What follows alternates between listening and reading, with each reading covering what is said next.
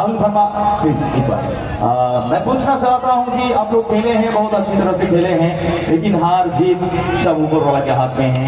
खेल का प्रदर्शन आप लोगों ने बहुत अच्छा किए हैं और इसी के साथ मैं कुछ जानना चाहता हूं, ये जो चैलेंज का पे ये जो टूर्नामेंट है इसका सजावट और इसका जो ऑडियंस, ग्राउंड, पिच क्वालिटी और अब खेल के बारे में कुछ बता दीजिए।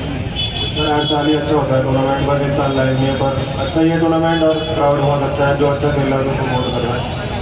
हार जीत तो कोई बात नहीं, बस दो टीम खेलती है कि जीत सकती है, उसमें तो हो गया बस। अब आज जीतने का तो हार नहीं चलेगा। Thank you so much and best wishes.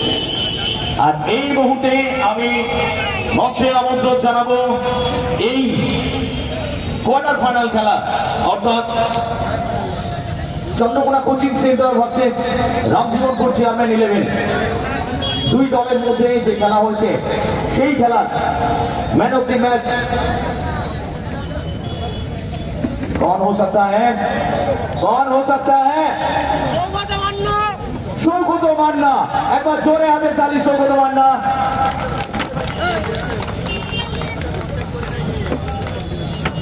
আমরা দেখেছিলাম সৌগত মান্নাকে প্রথম ম্যাচে ম্যান অফ দ্য ম্যাচ হয়েছিল সৌগত মান্না, আবার আজকের খেলায় কোয়ার্টার ফাইনাল খেলায় ম্যান অফ দ্য ম্যাচ হচ্ছে সৌগত মান্না।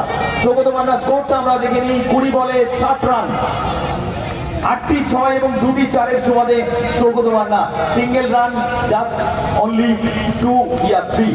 সৌগত মান্নার জন্য একবার জোরে হাতের তালি সবাই মিলে।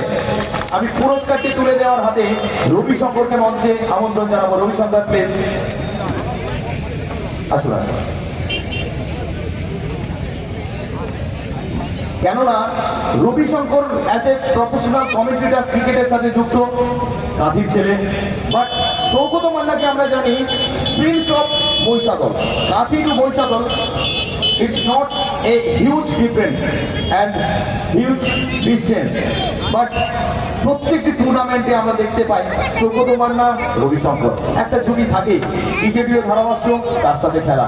কি বলতে চান? কংগ্রেচুলেশন রবীন্দ্র।